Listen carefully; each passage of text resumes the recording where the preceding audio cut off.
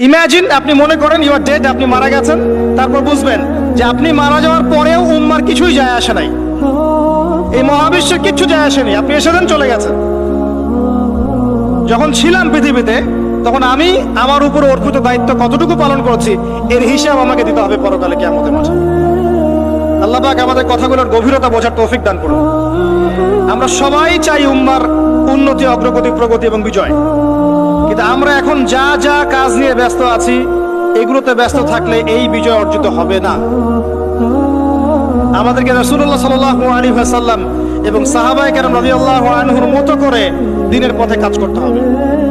সর্বপ্রথম দরকার ইলম, উলামায়ে কেরামের সোহবত, তাসকিয়া, আত্মশুদ্ধি।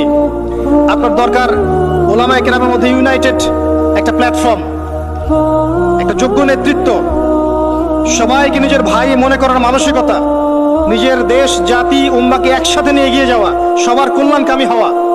দরকার যুব সমাজের রেভলিউশন, যুব সমাজের আল্লাহর পথে প্রত্যাবর্তনের রেভলিউশন দরকার। আমাদের মেয়েদের যে অশ্লীলতার পথে নিয়ে যাওয়া হয়েছে এখান থেকে ওদের প্রত্যাবর্তন দরকার আল্লাহর পথে।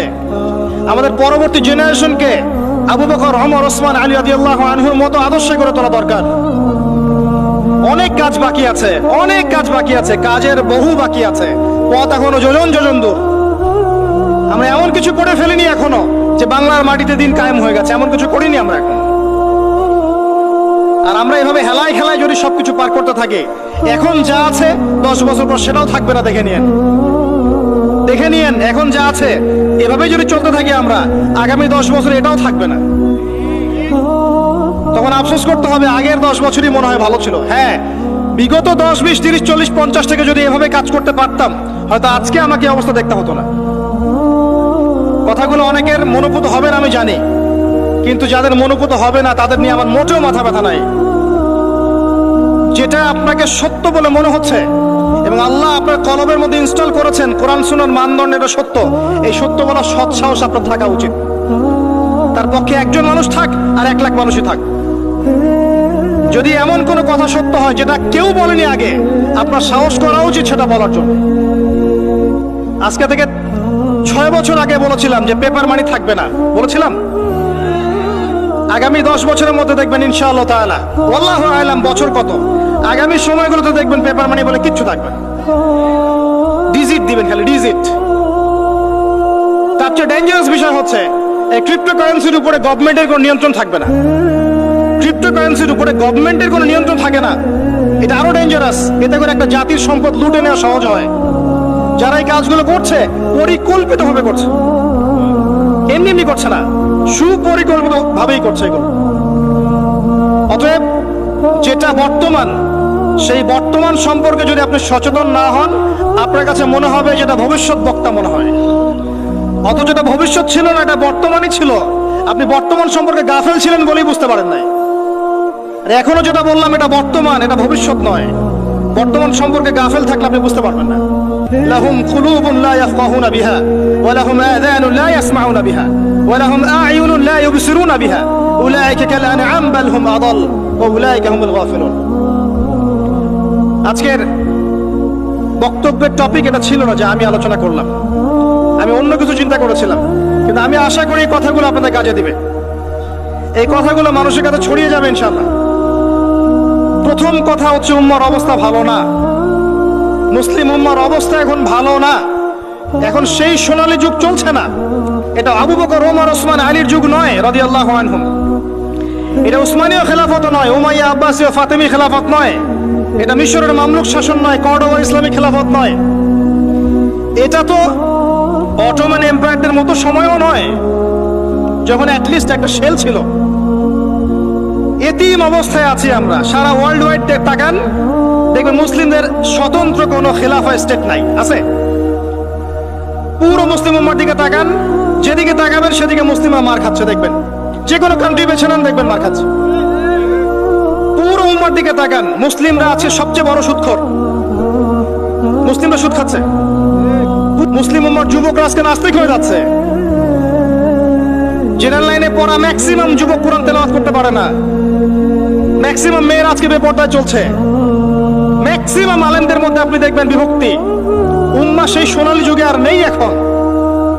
পলিটিক্যালি আপনার কাছে কোনো পাওয়ার নাই, ইকোনমিক কোনো সেকশন নাই, স্বতন্ত্র কোনো ইকোনমিক সিস্টেম নাই, কোনো মিডিয়া নাই আপনার স্বতন্ত্র, স্বতন্ত্র প্রযুক্তিও নাই, স্বতন্ত্র সামরিক বাহিনী নাই।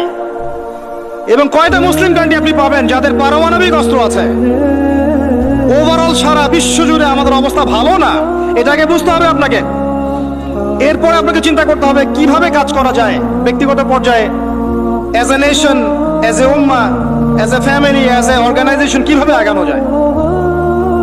কোনো ফিকির দেখি না আমি যুবকদের মধ্যে এখন।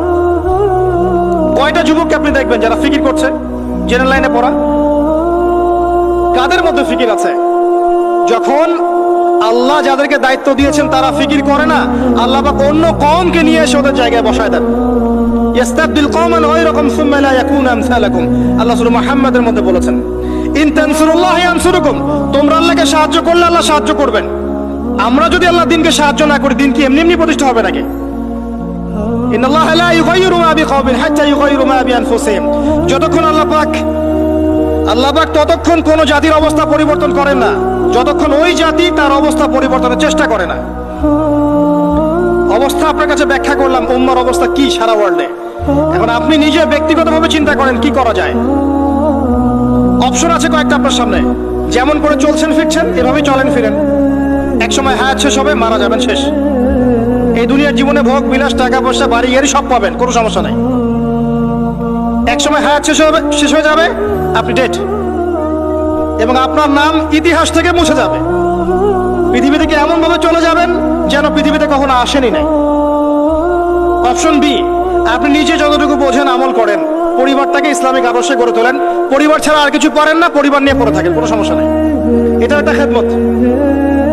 অপশন সি, আল্লাহ পাক আপনাকে আরো বেশি কিছু দিয়েছেন, পলিটিক্যাল পাওয়ার, সোশ্যাল পাওয়ার, উম্মার মধ্যে আপনি আলেম হয়েছেন, আপনার কথা আরো 10, 20, 30 জন মানুষ শোনে, এই মানুষগুলোকে তো দিনের পথে আনতে হবে, এটাও দিনের খেদমত। সবচেয়ে সেরা অপশন হচ্ছে এটাই, নিজে আমল করা, পরিবারকে বাঁচানো, সমাজের মানুষকে সচেতন করা। আল্লাহ পাক যতটুকু সামর্থ্য দিয়েছেন এই সামর্থ্য দিয়ে দিনের খেদমত করতে চেষ্টা কর। ছোট ছোট খেদমত ইনশাআল্লাহ পরবর্তীতে বড় উপকার নিয়ে আসবে ইনশাআল্লাহ। আল্লাহ পাক আমাদেরকে দিনের জন্য কবুল করুন, আমিন। যাবতীয় লৌকিকতা ত্যাগ করার তৌফিক দান করুন, যাবতীয় রিয়া, অহংকার, হিংসা, বিদ্বেষ, গীবত, তহমত, সমালোচনার সংস্কৃতি বর্জন করার তৌফিক দান করুন। আল্লাহ পাক আমাদের মধ্যে বিভক্তিগুলোকে দূর করে দিন। আল্লাহ পাক আমাদেরকে স্মার্ট মুসলিম হওয়ার তৌফিক দান করুন। আল্লাহ পাক আমাদেরকে বিশ্বের অবস্থা বোঝার তৌফিক দান করুন, উম্মার অবস্থা বোঝার তৌফিক দান করুন, যুগোপযোগী করণীয় ফিক্স করার তৌফিক দান করুন। আল্লাহ পাক আমাদের যুবক ভাইদেরকে হেদায়েত দান করুন, আমাদের যুবতীদেরকে আল্লাহ পাক দিনের পথে ফিরিয়ে নিয়ে আসুন। প্রত্যেক ঘরে ঘরে আল্লাহ পাক ইব্রাহিম তৈরি করে দিন, প্রত্যেক ঘরে ঘরে আল্লাহ পাক ইসমাইলের মতো সন্তান তৈরি করে দিন, প্রত্যেক ঘরে ঘরে আল্লাহ পাক হাজরা, সারার মতো স্ত্রী তৈরি করে দিন, প্রত্যেক ঘরে ঘরে খাদিজা রাদিয়াল্লাহু আনহা তৈরি করে দিন, আয়েশা রাদিয়াল্লাহু আনহা তৈরি করে দিন।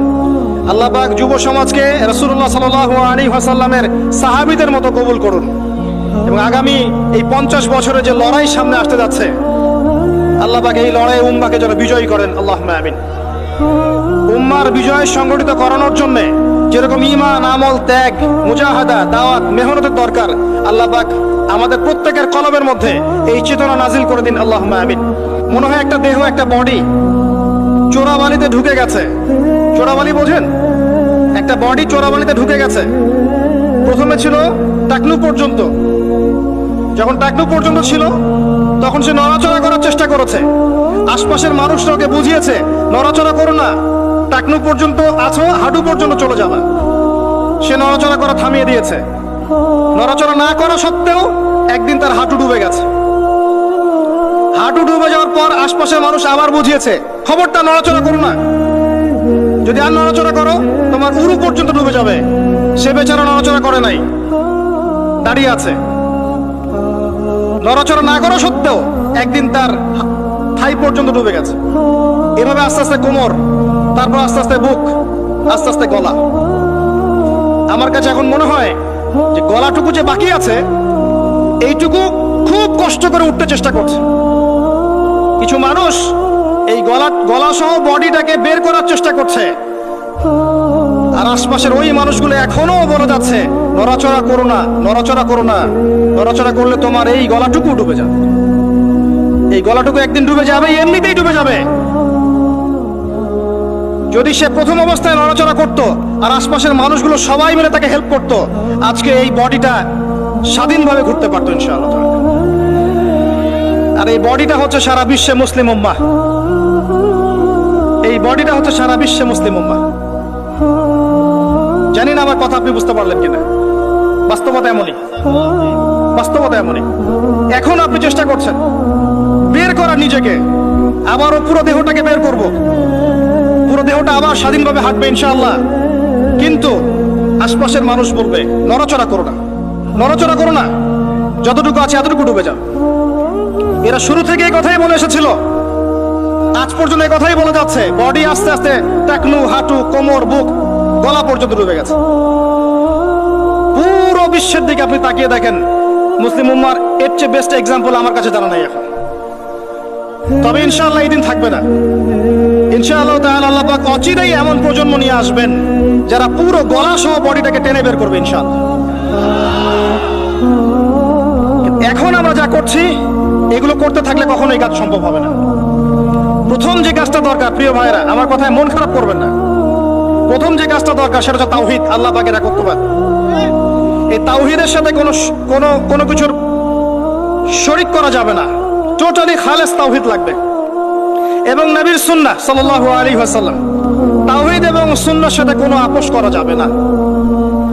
এরপর দরকার আপনার আদর্শ পরিবার এবং হালাল রিজিক।